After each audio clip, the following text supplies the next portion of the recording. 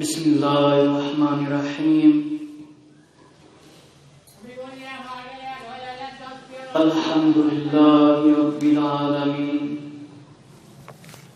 والصلاة والسلام علی سید الانبیاء والمرسلین وعلی آلہ واصحابہ اجمعین اللهم صل على سيدنا ومولانا محمد وعلى آل سيدنا ومولانا محمد وبارك وسلم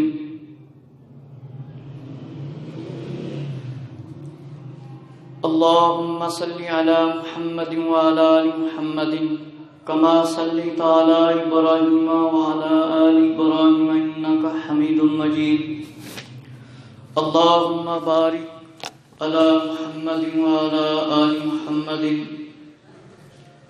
كما باركت على إبراهيم وعلى آل إبراهيم إنك حميد مجيد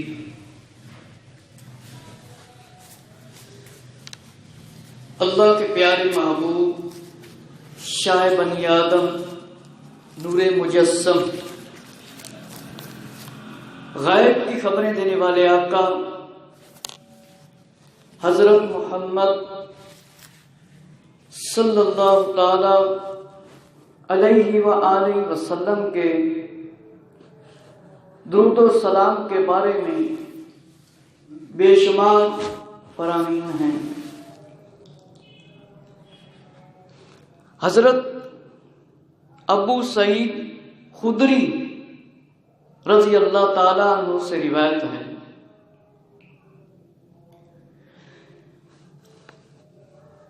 یہ روایت مولانا زکریا صاحب نے فضائل درود و سلام والی کتاب میں لکھی ہے، اور علامہ جلال الدین سیوطی رحمۃ اللہ تعالیٰ کے حوالہ سے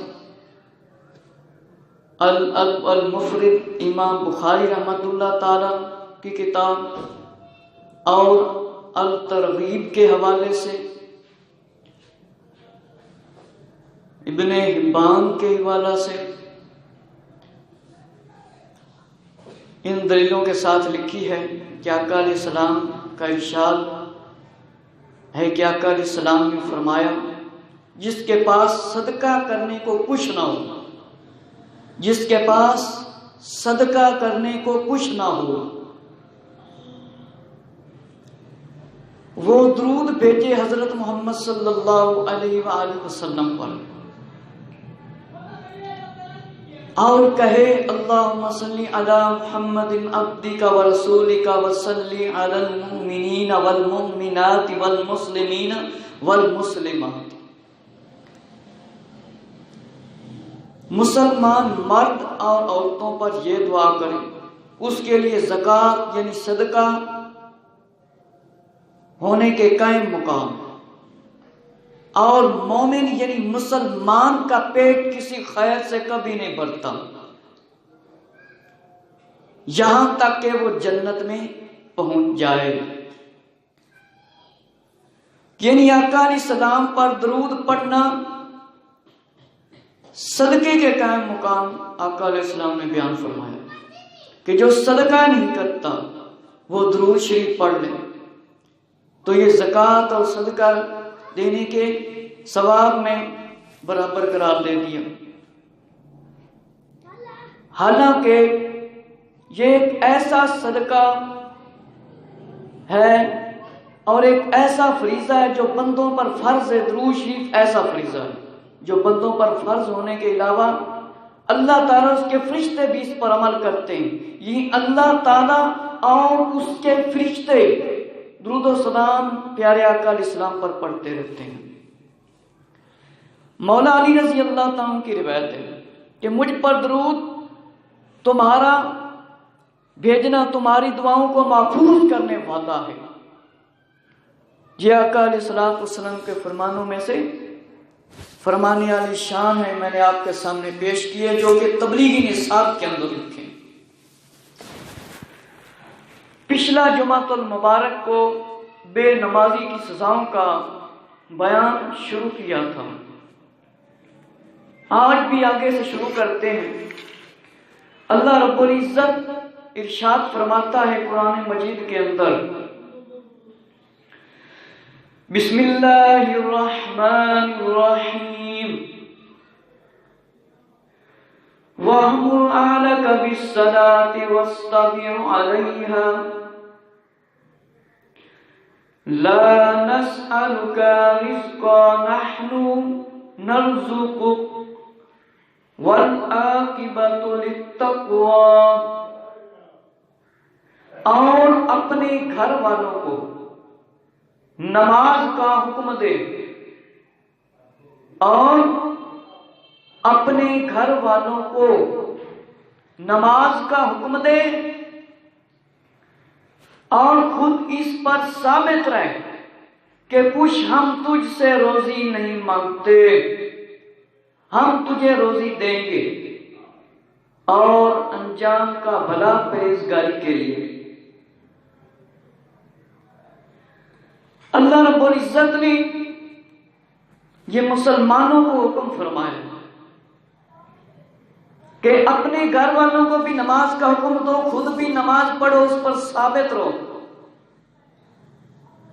اللہ ہم سے کچھ نہیں مانگتا، اور فرمایا اللہ نے ہم تجھے روزی دیں گے، اور بھلا کن لوگوں کا ہے جو پرہیزگار ہیں، جو متقی ہیں۔ پرہیزگاری کا انجام کیا ہے؟ بھلا۔ ہم روزی دیں گے تجھے، اور انجام کا بھلا پرہیزگاری ہے۔ اللہ کے پیارے محبوب شاہ بنی آدم نور مجسم حضرت محمد صلی اللہ علیہ وآلہ وسلم کی بڑی مشہور حدیث ہے، بخاری شریف کے اندر یہ روایت موجود ہے۔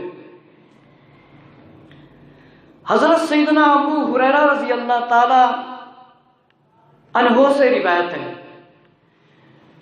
کہ حضور اکرم نور مجسم صلی اللہ تعالی علیہ وآلہ وسلم نے حضرت بلال رضی اللہ تعالی عنہ سے صبح کی نماز کے وقت فرمایا، یا بلال رضی اللہ تعالی عنہ، کہ اے بلال رضی اللہ تعالی عنہ، مجھے بتاؤ تم نے اسلام میں ایسا کون سا عمل کیا ہے جس کے اجر بدلے میں تمہیں زیادہ توقع ہے، امید ہے، کیونکہ میں نے جنت میں اپنے آگے تمہارے چلنے کی 8 قدموں کی آواز سنی ہے۔ حضرت بلال رضی اللہ تعالیٰ عنہ جو کہ بہت بڑے عاشق رسول ہیں، آپ نے جواب دیا، اس سے زیادہ کوئی عمل میرے نزدیک لائق امید نہیں کہ میں دن یا رات میں جب بھی وضو کرتا ہوں تو اس وضو سے نماز پڑھتا ہوں جو میرے لیے مقرر ہو چکی ہے۔ پیارے آقا حضرت محمد صلی اللہ علیہ وآلہ وسلم نے حضرت بلال رضی اللہ عنہ سے پوچھا، بھی کون سا عمل تم ایسا کرتے ہو جس کی وجہ سے تیرے قدموں کی آواز میں نے جنت میں سنی؟ یہ آقا علیہ الصلوۃ والسلام کا سننا ہے۔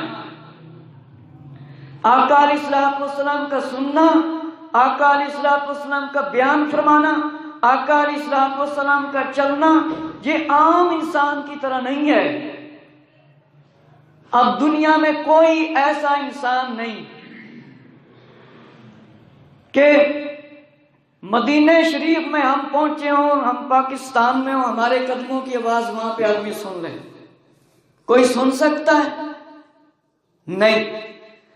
لیکن یہ اللہ کے محبوب صلی اللہ علیہ وآلہ وسلم کی سماعت ہے، سننا ہے۔ نہ جنت کا ادھر سے کوئی اندازہ لگا سکتا ہے کتنی دور ہے، اور نہ ہی جہنم کا۔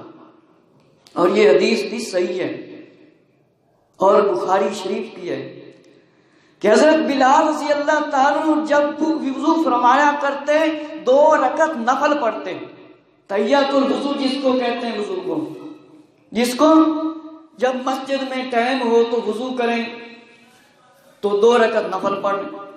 اس طرح حضرت بلال رضی اللہ تعالیٰ کا یہ عمل تھا کہ آقا علیہ السلام جنت میں تشریف لے کے آئیں اور بلال رضی اللہ تعالیٰ عنہ زمین پر تشریف فرمائے، زمین پر چل رہے ہیں، اور میرے آقا شاہ بنی آدم نور مجسم نے ان کے قدموں کی آواز آہٹ جنت میں سن لی۔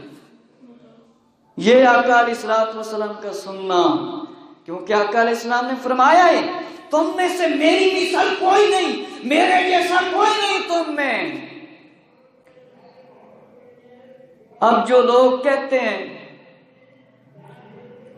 کہ یہاں پر نہ پڑھو، وہاں پر السلام علیکم یا رسول اللہ پڑھ لو گنبد خضرا کے پاس جا کر، تو جس کا یقین ہے کہ آقا علیہ الصلوۃ والسلام زندہ ہے، ہر نبی زندہ ہے، موت کے بعد شہید زندہ ہوتا ہے، تو نبی کا تو مرتبہ بھی سب سے اعلیٰ اور افضل۔ اس چیز کی گواہی تو قرآن دیتا ہے کہ تمہیں شعور نہیں ہے کہ جو ان کو شہیدوں کو رزق دیا جاتا ہے تمہیں شعور نہیں ہے۔ اگر نبی دنیا کے جانے کے بعد زندہ ہیں، ان کا مرتبہ اعلیٰ و اعلیٰ ہے، شہید کا بھی اعلیٰ ہے، لیکن شہید کا مرتبہ نبی جیسا نہیں ہے۔ اللہ کے محبوب صلی اللہ علیہ وآلہ وسلم کا یہ سننا ایک بہت بڑا معجزہ ہے، اللہ نے آپ کو عطا فرمایا ہے کہ آدمی زمین پر چل رہا ہو، آقا علیہ الصلوۃ والسلام آسمان کی بلندیوں سے بھی آگے ہوں، تو آقا علیہ السلام بندے کی آواز زمین پر چلنے والے کی سن لیتے ہیں، اور یہاں پر جو بیٹھ کر الصلاۃ والسلام علیک یا رسول اللہ صلی اللہ علیہ وآلہ وصحبہ اجمعین یہ پڑھ لے یا درود شریف پڑھ لے، تو میرے آقا علیہ الصلوۃ والسلام گنبد خضرا میں کیوں نہیں سن سکتے؟ اگر جنت میں جا کر سن سکتے ہیں تو یہاں پر زمین پر چلنے والی آدمی کی آواز جنت میں سن سکتے ہیں، تو مدینہ شریف سے آقا علیہ السلام کا سننا کون سا مشکل کام ہے؟ تو یہاں پر بھی پڑھیں تو آقا علیہ السلام سنتے ہیں، یہاں پر بھی پڑھیں تو آقا علیہ السلام سنتے ہیں۔ یہ آقا علیہ السلام کا سننا عام آدمی کی طرح نہیں ہے۔ تو ایسے لوگوں کو منہ سنبھال کر بات کرنی چاہیے کہ جو کہتے ہیں یہاں پر السلام علیکم یا رسول اللہ صلی اللہ علیہ وآلہ وسلم حضور علیہ السلام نہیں سن سکتے، وہاں پر جا کر پڑھیں تو سن سکتے ہیں، تو یہ ان کی دلیل ناقص ہے۔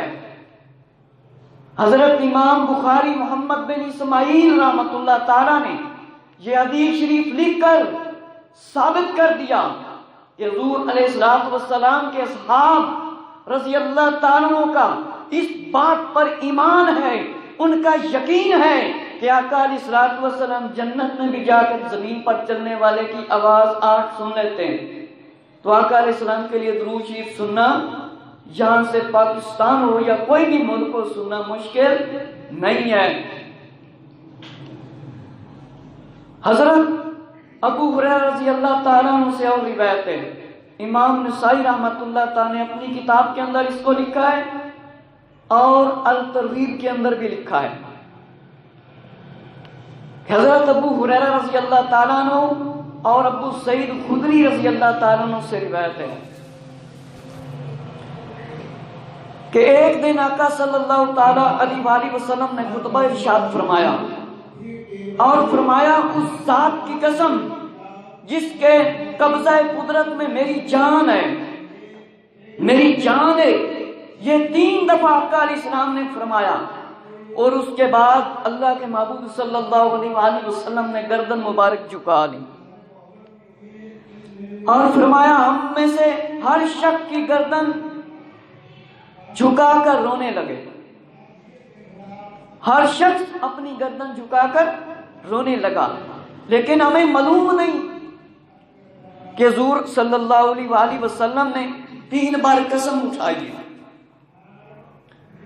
آقا صلی اللہ علیہ وآلہ وسلم نے اپنا سر انور مبارک اٹھایا اور آپ کے چہرہ انور پر خوشی ہے، مسرت ہے، سبحان اللہ، یعنی آقا علیہ السلام مسکرا رہے ہیں۔ اور صحابہ اکرام رضی اللہ تعالیٰ نے فرمایا کہ آپ صلی اللہ علیہ وآلہ وسلم کی یہ خوشی ہمیں سرخ اونٹوں سے زیادہ قیمتی دولت مانتے ہیں۔ کہ آقا علیہ السلام کا مسکرانا، اور آپ صلی اللہ علیہ وآلہ وسلم نے فرمایا جو شخص 5 نمازیں صحیح ادا کرے، رمضان شریف کے روزے رکھے، زکوٰۃ دے اور 7 بڑے گناہوں سے بچے، کتنے؟ 7 بڑے گناہوں سے بچے، تو اس کے لیے جنت کے دروازے کھول دیے جاتے ہیں۔ اور ارشاد فرمایا کہ کہا جائے گا کہ تم جنت میں داخل ہو جاؤ۔ نمبر 1 شرک، یعنی اللہ کے علاوہ کسی کی عبادت کرنا، قتل، سود خوری، یعنی جو سود کا کاروبار کرتے ہیں ایسے لوگوں کو توبہ کرنی چاہیے، جو مسلمان کو مسلمان قتل کرتے ہیں ان کو توبہ کرنی چاہیے، یتیم کا مال کھانا، جس کے والد فوت ہو جائیں وہ کیا ہو جاتا ہے؟ یتیم ہو جاتا ہے۔ یتیم کا مال کھانا، جہاز سے بھاگنا، اور پاک دامن عورتوں پر تہمتیں لگانا، ان کاموں سے بچ جائے گا تو کہاں داخل ہوگا؟ فرمایا کس میں داخل ہوگا؟ جنت میں، اور اس کے دروازے اس کے لیے جنت کے اس کے لیے کھول دیے جاتے ہیں۔ یہ آقا صلی اللہ علیہ وآلہ وسلم کا فرمان جو میں نے پڑھ کر آپ کو سنایا، اللہ کے پیارے محبوب صلی اللہ تعالی علیہ وآلہ وسلم کہ نماز کے بارے میں بہت سے فرامین ہیں۔ امام احمد بن حنبل نے اپنی مسند کے اندر روایت لکھی ہے، اور ابو داؤد شریف کے اندر ہے، اور کنز العمال کے اندر روایت ہے۔ یہ بھی روایت حضرت ابو ہریرہ رضی اللہ تعالی عنہ سے روایت ہے کہ قیامت کے دن لوگوں کے اعمال میں سے سب سے زیادہ نماز کا حساب ہوگا۔ کس کا حساب؟ نماز کا۔ اور ہمارا رب کریم فرشتوں سے فرمائے گا، حالانکہ وہ خود خوب علم والا ہے، کہ میرے بندوں کی نماز دیکھو مکمل ہے یا کم ہے۔ اگر مکمل ہو تو لکھ دیا جاتا ہے کہ اس بندے کی نماز مکمل ہے، کمی نہیں ہے اس میں۔ اگر مکمل ہو تو لکھ دیا جاتا ہے اس بندے کی نماز میں کمی نہیں ہے۔ اگر اس میں کوئی کمی ہو تو اللہ تعالیٰ فرماتا ہے دیکھو میرے بندے کے اعمال نامے میں کچھ نفلی نمازیں ہیں، کچھ نفلی نمازیں ہیں، یعنی اگر نماز میں کوئی کمی ہے تو اللہ کیا فرمائے گا، دیکھو میرے بندے کے اعمال نامے میں کوئی نفلی نمازیں ہیں کہ یہ دنیا میں نفل پڑھتا تھا، نفلی عبادت کرتا تھا۔ تو حکم ہوتا ہے میرے بندے کے فریضہ کو نفلوں سے پورا کرو، پھر اسی طریقہ پر دوسرے اعمال کا حساب ہو۔ اب دنیا میں ہم نفلی عبادت کو معمولی سمجھ لیتے ہیں کہ یہ نفل ہے، بڑی آسانی سے کہہ کے نفل چھوڑ دیتے ہیں، یعنی پڑھتے ہی بہت کم ہے۔ حالانکہ نفل پڑھنا بھی حضور علیہ السلام کی سنت ہے، ساری نماز فرض ہے، لیکن یہ عمل سارا کس کا ہے؟ یہ مختلف انبیاء علیہ السلام کا عمل ہے۔ کسی نے فجر کی پڑھ لی، کسی نے ظہر کی پڑھ لی، کسی نے عشاء کی نماز پڑھی، تو یہ وہ نبیوں کی ادائیں اب تک انسان کرتا چلا رہا ہے ادا، اور ساری نماز پڑھنا یہ آقا علیہ السلام کی سنت بھی ہے۔ اب فرض ہیں تو اللہ تعالیٰ کی طرف سے، لیکن فرضوں کو پڑھا تو آقا علیہ السلام نے بھی اور صحابہ کرام رضی اللہ تعالیٰ۔ تو جو نفلی باتیں ہیں، مثلا سورج نکلے تو 2 رکعت پڑھ لیں اشراق کے تو حج عمرے کا ثواب مل جاتا ہے۔ پھر اشراق چاشتے ہیں، اس کے پڑھنے سے رزق میں، کاروبار میں برکتیں اور جنت میں محل بنا دیے جاتے ہیں۔ اور مغرب کے بعد 6 رکعت اوابین کے پڑھ لیں تو 12 سال کی عبادت کا ثواب لکھ دیا جاتا ہے۔ اور تحیۃ المسجد پڑھ لیں، تحیۃ الوضو پڑھ لیں تو ان کے مختلف ان کی فضیلتیں بیان کی گئی ہیں۔ تو جو نفلی عبادتیں ہیں وہ بھی ہمیں کرنی چاہیے، کیونکہ ان کا بھی بڑا اجر و ثواب ہے۔ ایک اور روایت ہے ابن ماجہ شریف کی کہ حضرت عبداللہ ابن عمر یعنی حضرت عمر رضی اللہ عنہ کے بیٹے، صحابی کے بیٹے صحابی بیان فرمائی روایت آقا علیہ السلام کی، ہم نے آقا علیہ السلام کے ساتھ نماز مغرب پڑھی،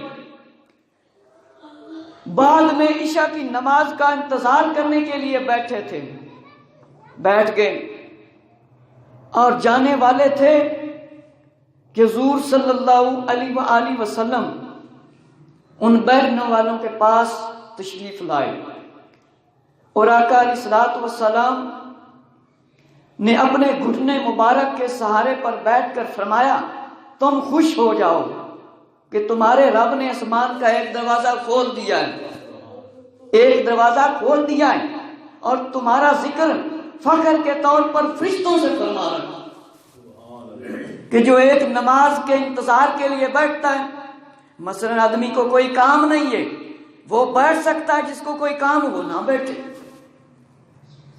تو فرمایا کہ آسمان کے دروازے تمہارے لیے کھول دیے گئے ہیں جو دوسری نماز کے انتظار میں بیٹھے ہیں، اور تمہارا ذکر فرشتوں میں فرما رہا ہے۔ کتنی بڑی بات ہے کہ میرے بندوں کی طرف دیکھو، ایک فریضہ پورا کر کے دوسرے فریضے کے انتظار میں بیٹھے ہیں، یعنی ایک نماز پڑھ لیے اور دوسری نماز کا انتظار کر لیں۔ سبحان اللہ تعالی، یہ کتنی بڑی فضیلت ہے کہ جو نماز کا انتظار کرتا ہے کہ میں نماز پڑھوں، تو اللہ تعالیٰ فرشتوں کا ذکر کرتا ہے، فرشتوں کے ساتھ ان کا ذکر فرمایا، اور فرشتوں نے بیان فرمایا کہ اللہ تعالیٰ ان انسانوں کا ذکر فرما رہا ہے جو نماز کا انتظار کرتے ہیں۔ یہ نماز پڑھنے والے کی ایک بہت بڑی فضیلت آقا علیہ السلام نے بیان فرما دی۔ اللہ کے پیارے محبوب صلی اللہ علیہ وآلہ وسلم نے دنیا میں آ کر ہمارے لیے خوشخبریاں بھی سنائی ہیں اور ڈر بھی ہمیں سنایا ہے، خوشخبری بھی سنائی ہے اور ڈر بھی سنایا ہے کہ اللہ تعالیٰ نے آقا علیہ السلام کو قرآن مجید کے اندر بیان فرمایا ہے کہ خوشخبری سنانے والے بھی ہیں اور ڈر بھی۔ ڈر اس لیے کہ انسان گناہوں کو چھوڑ دے آقا علیہ السلام کے فرمان سن کر، پڑھ کر یا سن کر۔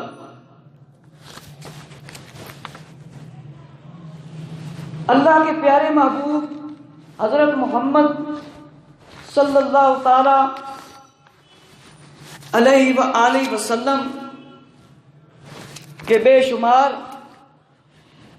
فرامین ہیں نماز کے بارے میں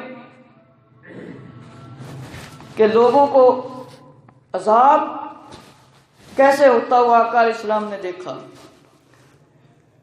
شاعر کہتا ہے بے نمازی تیری شامت آئے گی، بے نمازی تیری شامت آئے گی، قبر کی دیوانیں بس مل جائیں گی، توڑ دے گی قبر تیری پسلیاں، توڑ دے گی قبر تیری پسلیاں، دونوں ہاتھ کی ملیں جو انگلیاں، عمر میں چھوٹی ہے اگر کوئی نماز، عمر میں چھوٹی ہے اگر کوئی نماز، جلد ادا کر لے تو غفلت سے باز آ، جلد ادا کر لے تو غفلت سے باز آ، کر لے توبہ رب کی رحمت ہے بڑی، کر لے توبہ رب کی رحمت ہے بڑی، قبر میں ورنہ سزا ہوگی کڑی، قبر میں ورنہ سزا ہوگی کڑی، بے وفا دنیا پہ مت کر اعتبار، بے وفا دنیا پہ مت کر اعتبار، تو اچانک موت کا ہوگا شکار، موت آ کر رہے گی یاد رکھ، موت آ کر رہے گی یاد رکھ، جان جا کر رہے گی یاد رکھ، گر جہاں میں 100 برس بھی تو جی لے، گر جہاں میں 100 برس بھی تو جی لے، قبر میں تنہا قیامت تک رہے، قبر میں تنہا قیامت تک رہے۔ موت آئی پہلوان بھی چل دیے، خوبصورت نوجوان بھی چل دیے، دبدبا دنیا میں رہ جائے گا، حسن تیرا خاک میں مل جائے گا، حسن تیرا خاک میں مل جائے گا۔ دنیا میں رہ کر آقا علیہ السلام کے حسن کو دیکھنے کی تمنا کرو، بس کسی حسن کو دیکھنے کا شوق نہیں رہے گا۔ تیری طاقت، تیرا فن، عہدہ تیرا، کچھ نہ کام آئے گا سرمایہ تیرا، کچھ نہ کام آئے گا سرمایہ تیرا۔ جب اندھیری قبر میں تو جائے گا، روئے گا، چلائے گا، گھبرائے گا، جب اندھیری قبر میں تو جائے گا، روئے گا، چلائے گا، گھبرائے گا، کام مال و زر وہاں نہ آئے گا۔ غافل انسان یاد رکھ پچھتائے گا، غافل انسان یاد رکھ پچھتائے گا۔ اللہ کے پیارے محبوب صلی اللہ تعالی علیہ وآلہ وسلم نے یہ بھی فرمایا ہے کہ جو نماز جان بوجھ کر چھوڑتے ہیں، نہیں پڑھتے ہیں، ان کا حشر فرعون، حامان، قارون، ان بدبختوں کے ساتھ ہوگا، ان لوگوں کے ساتھ ہوگا جو نماز نہیں پڑھتے، ان لوگوں کا حشر۔ تو جو مسلمان ہے، مسلمان کو کیا ہے؟ ڈرنا چاہیے اللہ کے محبوب صلی اللہ علیہ وآلہ وسلم کے فرمانوں کو سن کر۔ امام احمد بن حنبل رحمۃ اللہ تعالی نے ایک روایت بیان فرمائی ہے کہ قیامت کے دن ایک شخص اپنے پڑوسی کے خلاف اللہ کی بارگاہ میں دعویٰ کرے گا، یا اللہ دنیا میں یہ میرا پڑوسی تھا، اس نے میرے ساتھ خیانت کی ہے۔ دوسرا شخص جواب میں عرض کرے گا، اے اللہ تیری عزت اور تیرے جلال کی قسم، میں نے نہ کبھی اس کے مال میں کوئی خیانت کی ہے اور نہ ہی اس کے اہل میں کوئی خیانت کی ہے۔ مدعی دعویٰ کرنے والا عرض کرے گا، یہ تو ٹھیک ہے کہ اس نے میرے مال اور میرے اہل گھر والوں کے بارے میں کوئی خیانت نہیں کی ہے، لیکن یہ مجھے گناہوں اور برائیوں میں دیکھتا تھا کرتے اور مجھے سنبھالنے کی کوشش نہیں کرتا تھا، مجھے روکتا نہیں تھا۔ سرکار مدینہ صلی اللہ علیہ وآلہ وسلم نے ارشاد فرمایا، اللہ اسی جرم میں اس کی اصلاح نہ کرنے کی وجہ سے، اسے دعوت نہ دینے کی وجہ سے سزا کا حکم فرمائے گا، اور پڑوسی کو نیکی کی دعوت نہ دینے کی وجہ سے فیصلہ حکم فرمائے گا کہ اس کو جہنم میں داخل کر دیا جائے۔ الحفیظ والامان۔ اللہ رب العزت ارشاد فرماتا ہے، ترجمہ کنز الایمان، امام اہل سنت مجدد دین و ملت امام احمد رضا رحمۃ اللہ تعالی نے اس طرح فرمایا ہے، اور اس سے زیادہ کس کی بات اچھی جو اللہ کی طرف سے بلائے اور اسے نیکی کرے اور کہے میں مسلمان ہوں۔ اس آیت مبارکہ میں ان لوگوں کے لیے خوشخبری کی دلیل ہے جو دین کی دعوت کا علم حاصل کرتے ہیں، عالم دین بنتے ہیں، مسجد کے امام بنتے ہیں، قاری بنتے ہیں، حافظ بنتے ہیں، اور آقا علیہ الصلوۃ والسلام کی نعت سنانے کے لیے نعت خوان بنتے ہیں، اور ساتھ دین کی تبلیغ بھی پڑھتے ہیں اور عمل بھی کرتے ہیں۔ ایک اور ایک مبارکہ کے اندر فرمان ہے، اے ایمان والو اپنی جانوں اور اپنے گھر والوں کو اس آگ سے بچا لو جس کے ایندھن آدمی اور پتھر ہے۔ اب ہمارے سامنے نہ پتھر بولتا ہے نہ ہی چلتا ہے، نہ ہی کوئی گناہ کرتا نظر آتا ہے. لیکن اللہ نے بیان فرمایا اپنی جانوں اور اپنے گھر والوں کو اس آگ سے بچا لو جس کا خوراک انسان اور پتھر ہے. ایک بزرگ نے واقعہ بیان فرمایا کہ ایک شخص آقا علیہ السلام کے ساتھ سفر کر رہا تھا. یہ اس نے بیان فرمایا، آقا علیہ السلام نے درخت کو اشارہ بیان فرمایا، درخت آقا علیہ السلام کی طرف آ گیا. فرمایا اسے میرا سلام پیش کرنا، اور اس پہاڑ کے طرف بیان فرمایا کہ پہاڑ کے پاس جانا. جب کہا پہاڑ کے پاس آقا علیہ السلام کے وہ غلام پہنچے تو پہاڑ کو پانی کے لیے کہا اگر تجھ میں پانی ہے تو مجھے دے دو. پہاڑ نے یہ بیان فرمایا بلند آواز میں کہ جب سے یہ آیت کریمہ نازل ہوئی ہے مجھے خوف ہو گیا ہے کہ میں بھی کہیں جہنم میں جانے والا پتھر ہو جاؤں. ڈر ہے، میں اتنا رویا کہ اب مجھ میں پانی کا قطرہ نہیں ہے. یہ آیت سنی اور فرمایا کہ ایک اونٹ راستے میں دوڑتا ہوا آیا. ایک شخص ننگی تلوار لے کر اس کے پیچھے بھاگ رہا تھا. وہ اونٹ آقا علیہ السلام کے پاس آ گیا، وہ اسے ذبح کرنا چاہتا تھا. آقا علیہ السلام کے جب پاس آئے تو آقا علیہ السلام سے اونٹ کا مالک شکایت کرنے لگا، کہنے لگا یہ میرا حکم نہیں مانتا.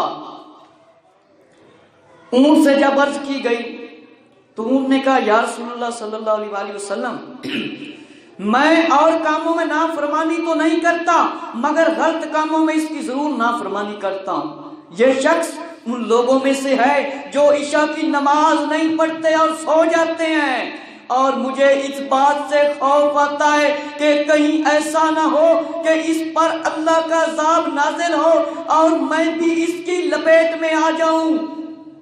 سرکار مدینہ صلی اللہ علیہ وآلہ وسلم نے اس عربی سے نماز کی پابندی کا وعدہ لیا اور اونٹ کو پھر اس کے حوالے کر دیا. یہ روایت رونق المجالس کتاب کے اندر موجود ہے. تو ہمیں کیا ہے، ڈر جانا چاہیے.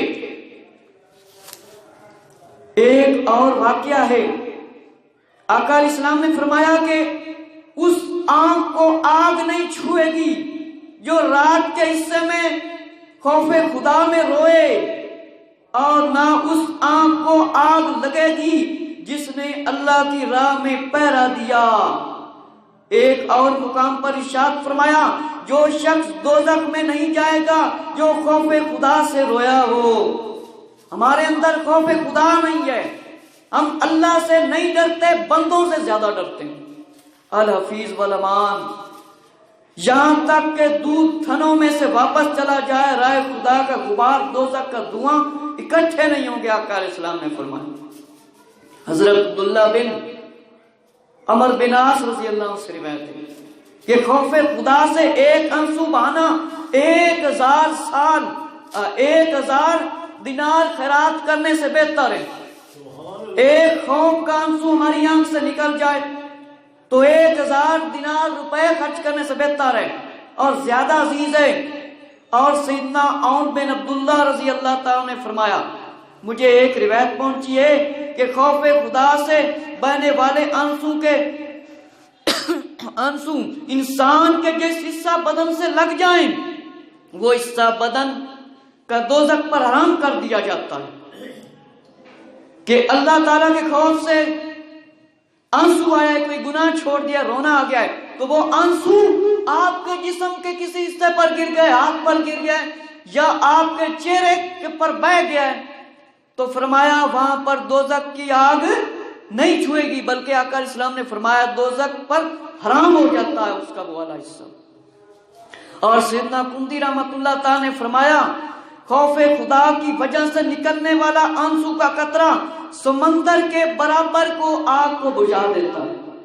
جو اللہ کے خوف سے روئے تو خوف خدا سے رونا خوش قسمتی کی بات ہے.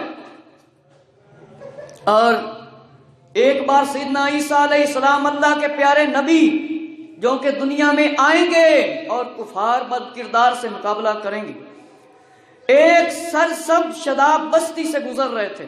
اس بستی والوں نے آپ کی نہایت عزت کی، تعظیم کی، اور فرمایا کہ 3 سال کے بعد پھر عیسیٰ علیہ السلام وہیں سے گزرے، تشریف لے گئے اسی بستی کے پاس سے. یہ دیکھ کر حیران ہو گئے عیسیٰ علیہ السلام، حضرت عیسیٰ علیہ السلام، کہ یہ بستی آباد تھی، اب یہ ویران کیسے ہوگی؟ یہاں کی نہریں سوکھ چکی ہیں اور تمام مکانات گر گئے ہیں، کھنڈرات میں تبدیل ہو چکے ہیں. وہی فرمائی اللہ نے، اے عیسیٰ علیہ السلام، اس بستی سے میں ایک بے نمازی کا گزر ہوا تھا، اس نے اس کے چشمے سے منہ دھو لیا.